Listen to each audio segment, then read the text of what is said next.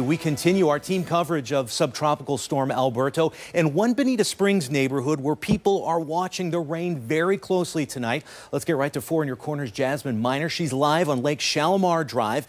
Jasmine, how are things looking right now?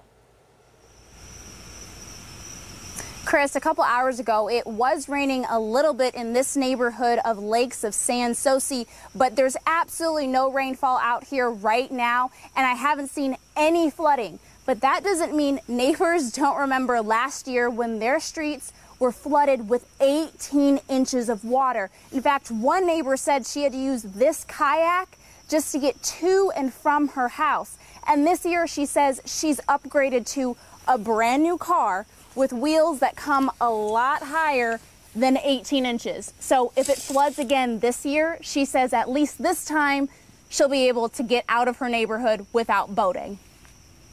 This is my ticket out of here. Just 8 months ago, Laura Kamen's neighborhood looked like this. Right after Irma and heavy rainfall, it stayed flooded under 18 inches of water for weeks, where even I had to paddle on a kayak just to get in and out of the Lakes of San Soci neighborhood. Now with the state of emergency for the subtropical storm, she says she's worried her neighborhood is again not prepared. The way that I look at it is, I'm going to prepare our family the way that we need to prepare and not count on anyone else. That means a new Jeep with 37-inch wheels and fixing nearly $80,000 worth of flooding damage to her home.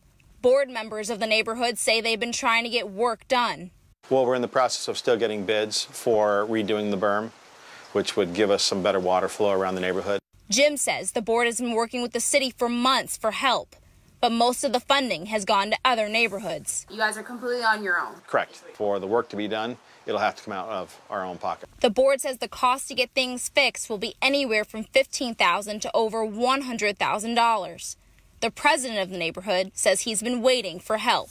Berm has been breached over here, and this has to be addressed. But there's no clarity on which agencies, from water management to the Department of Transportation to the Homeowners Association, is supposed to take care of the work. This is something that's happening everywhere. Whose responsibility is it? Laura says she's ready to take on any possible floods. It's something that I know I can get out of here, so I'm out of here.